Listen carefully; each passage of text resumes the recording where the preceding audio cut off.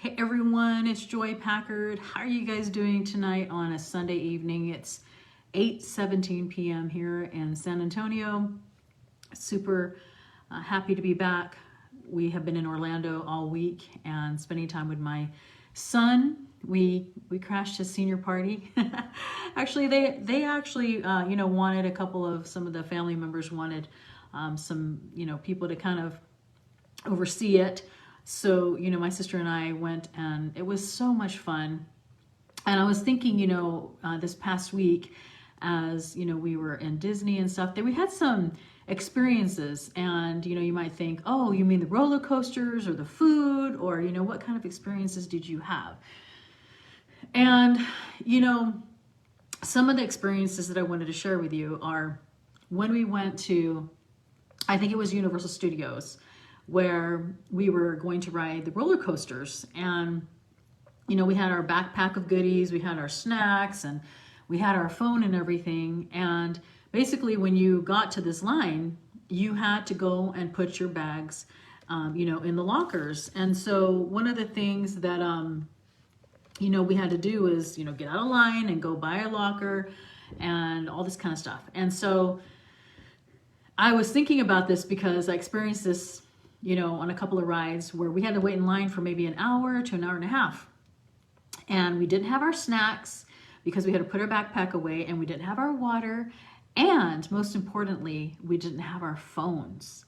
And, so for the first time, it was interesting because, a lot of times, the generation today, we rely on a phone so much. We are in a, maybe we're in an open space, just like, going on rides. And, when you don't know people or whatever, what is the first thing that you do? I know we all are guilty of it, myself, and we just pick up our phone. We start scrolling. We either go through social media or we're shopping, and we lose the experiences of being able to have, face-to-face, contact, And so this was such an interesting thing that I was witnessing last week as we were standing in line. And I told my kids, I'm like, look, none of us have our phones. So we actually have to talk to each other face to face. And it was wonderful. And we were looking around and, there were people, doing handshakes and all these kind of things that we used to do when we were younger, standing in line to ride the rides. Hey, Jeanette, how you doing? It's good to see you on here. And so I noticed it through the whole line, that because you didn't have a phone to hide behind, you didn't have, you just had each other. And, it's so fun to go to these, theme parks and things. But some of my most fun times of this trip was standing in line without our phones. And as I look back, like I say, it's just so interesting to me how that was, because, it's like you are interacting, you are forced to actually talk. And this is how it was before. I was telling my kids, I'm like, when I was your age, we had pagers. And whenever our pager went off, we had to go find a payphone, put the quarter in to call people. So having a cell phone is such a privilege. And there's good and bad to having the cell phone, right? I have my whole business on my phone. I'm able to, check things on my e-commerce business. I'm able to, read stuff from church. Everything is on my phone. And, don't get me wrong, because even though it was hard for them, it's hard for me too, to be able to do that. So as I look back on this week, and I look back on, that ability, that experience of having that one-on-one with these kids, it was awesome, and I remember I said, I need to make a video about this because I feel, like the world is like that, right? That we have our phones, and, when we are in public or we're even at a restaurant, when I go with my husband, we try and have a rule, if we're, on a date, put our phones to the side, because it's so easy, to pick up our phone. And I know landline phones, Jeanette, isn't that crazy? I remember that too. And so, I think it's a great goal, if you're out on a date or, you're on a special, one-on-one, maybe with one of your kids or a friend, is, put your phone away, because we have the tendency to pick up our phone. I remember I think it was about a year ago. I can't remember exactly when I did it, but I did. Oh, no, it was a couple of years ago. I remember I was in Guatemala on a trip and I said, I'm going to be doing this 10-day social media fast. And I remember how difficult that was. But you know what was interesting from that experiment? That whenever I would wake up in the morning, I remember I would pick up my phone and I'm like, oh yeah, you know, I'm not getting on social media. Or like if I was like sitting around doing stuff and I'd pick up my phone, oh yeah, you know, I'm not doing this. And I started counting how many times I would pick up my phone and, you know, get on social media. But I basically deleted the apps for that 10-day period. But it was an interesting experiment to realize how much, you know, we rely on our phones, you know, to not have that face to face, or we rely on something to where we can, you know, look down and not have to speak to people. I remember whenever I was going to China and we had a stopover in Hong Kong for a couple of days. And I remember taking the subways and I was so amazed about how we were on the subways and people were walking like up and down looking at their phone and they were not running into anybody. But, you know, I was on the subway and I looked around and everybody was looking at their phone. Look, like I said, I'm guilty of that too. But it's just an interesting thing on how much we rely on that, right? We rely on that for our social anxieties, I guess you would say. Like if you don't know what to be doing, then your phone is kind of your safety net. And so I challenge you, you know, to take that and say, okay, you know, like I say, if I'm on a date or if I'm, you know, talking at dinner with my kids, to put the phone away or to have it to where, you know, it's not there as our safety net, right? Because like I say, that was one of the things. And anyway, that was one experience. And the other thing that I was going to share with you is, you know, just like I say, I talk so much about how excited I am about empty nesting. And this last week, you know, when I was with my son, he's the youngest of 8 kids, and it was so fun. You know, I was with him and his friends, and, you know, we were riding rides, and just at nighttime we would just kind of visit and things like that. And it started really making me think, you know, like in a few months and such, whenever he leaves, then all these years of raising kids, you know, like I was just talking to my oldest one and she is 33. She'll be 34 in November. I cannot believe it. Like literally 33 and a half years of raising babies, you know, and then this moment comes. It's almost kind of like these moments in our life, you know, these what do you call it? I guess events, you know, that come in our life, birthdays, you know, trips, graduations, new babies that enter into our family, new, you know, marriages, things like that. I look back and I'm just like, you know, it's just so interesting how, you know, we go through day in and day out and we have these events and experiences that just happen over and over, and, you know, we get busy and we do these things. And so I just think that, you know, ever since my parents had passed away, like I started this theme in my head, you know, about creating moments. And it's been wonderful because every single day I try my best, you know, to live the moments, because before you know it, you know, like my youngest of 8 kids is going to be leaving, or, you know, maybe a loved one passes away or whatever, you know. And so like every single day we have the opportunity to have memories and to create them and to create the experiences. And, you know, it doesn't have to even be like a fancy trip to Disney. It can be as little as, you know, staying home and playing games, or going out for a walk, or, you know, going for a bike ride, you know, those kind of things, as long as you are like spending time.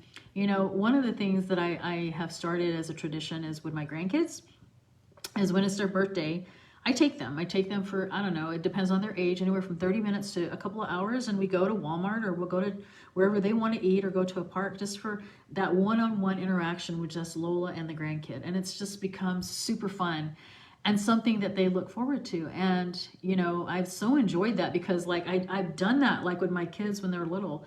Like even if it was like a 20-minute, you know, let's go get an ice cream cone at Sonic or something like that, and they remember it.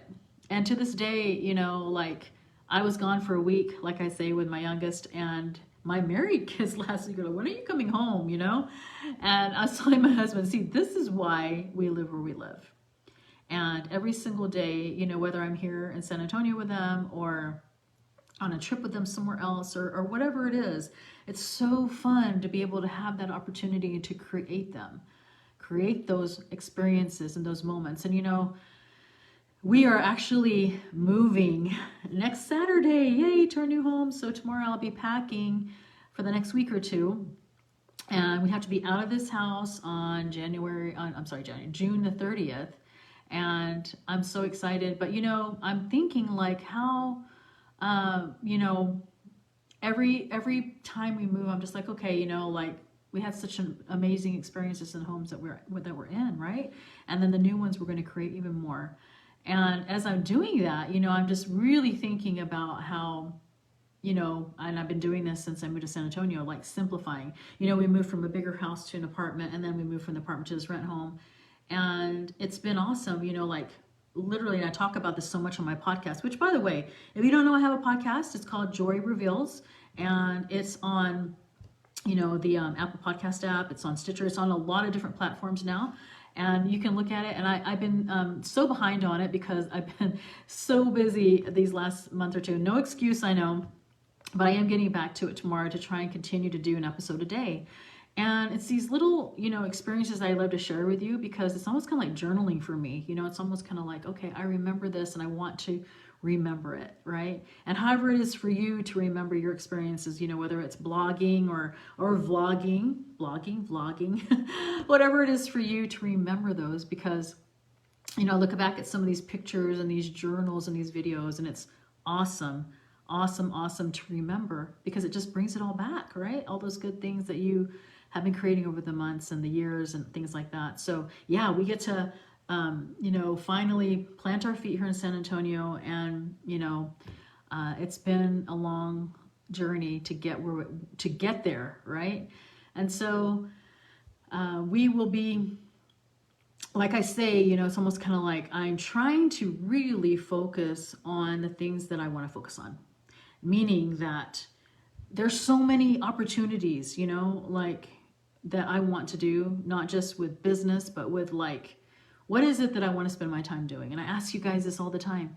What is it that you want to be doing? Not just because I'm like, maybe you're not in the empty nesting stage or beginning it, but I'm like beginning to be in that stage. And I'm just kind of like, what is it that I want to spend my time doing? And this is going to be including stuff like my music and writing again and painting and meditating. One of my sons was texting me today asking if I wanted his pod seat. I don't know if you know what that is, but it's this big looking egg, and you can sit in it and put in your ear pieces, your earphones, and you can meditate. And it's so awesome because it just like puts you in your own little world. So it's like, what is it that you want to do? Like, what is it that you really want to focus on?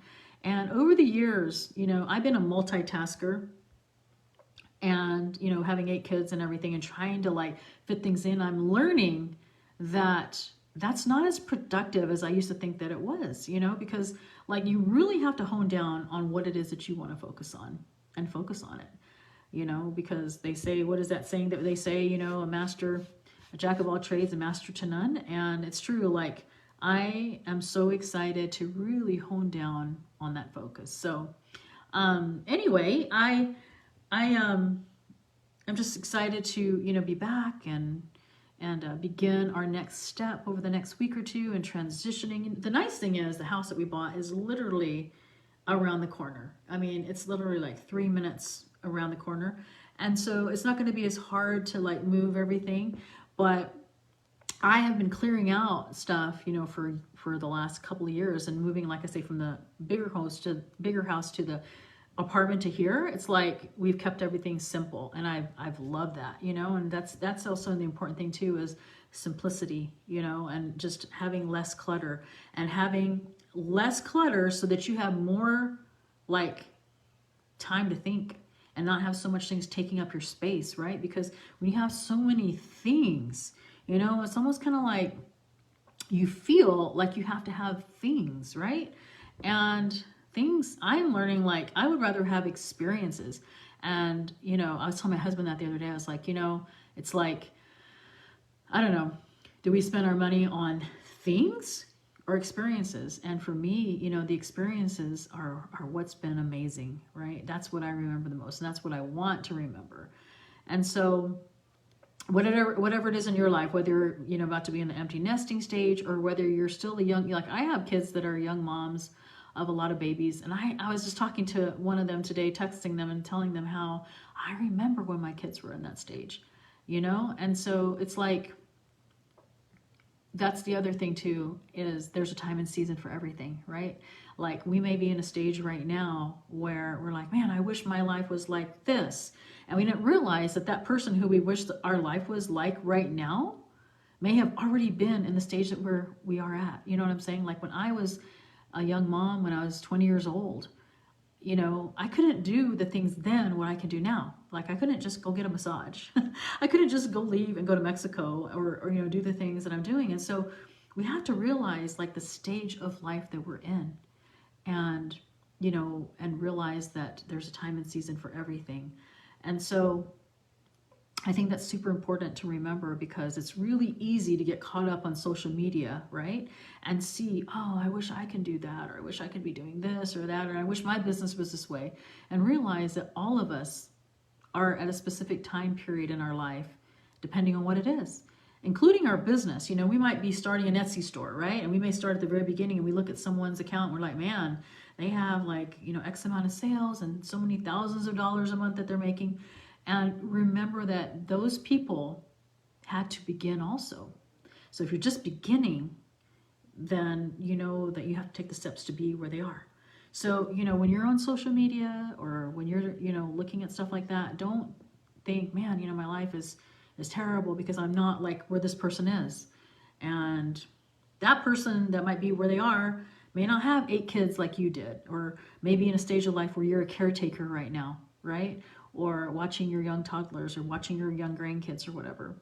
So it's really easy to get stuck in that comparison thing whenever we're doing that. So, wow, this is like 3 or 4 podcasts in one. I haven't been live on here with you for a while, so I have all these thoughts that I'm sharing with you, but mostly that it's been an amazing week, you know, and my son with his friends, you know, and he is, like I say, the youngest of 8 kids. He just graduated about a week ago, a couple of weeks ago or so. And it's starting to hit me that, man, this guy is, you know, growing up. And so it was so nice to just focus on him, you know, for the week and continue to focus on him. You know, he's the one I have at home. And so, yeah, we are going to be packing over the next few weeks. So it's going to be exciting to do that. So anyway, again, like I say, I will start on my podcast again tomorrow. I promise. Many of you have messaged me about that. I have been missing doing that daily, and I've just been taking time off to spend and doing the experiences about what we're talking about today. But I will get back to that. And if you haven't, you know, or if you have listened to podcasts and you haven't left a review yet, feel free to do so. It helps to rank the show and to help it be found by more people. So appreciate you guys, and I hope you're having an amazing Sunday evening. And, you know, I hope that you are spending time with the things that you're wanting to be doing with the people who you want to be with and doing the things. So, hey, Jeanette, yeah, thank you for all your comments. Thanks for being here on your Sunday night. And yeah, it's, you know, we're all in different stages, aren't we? And I do appreciate you being on here, and you're a wonderful woman, and I know you have a lot to offer and a lot to do. So thanks for your comments. Thanks for being on here. So you guys have an incredible night. I'm going to get ready to plan my week, and I will talk to you guys soon. Take care. Bye.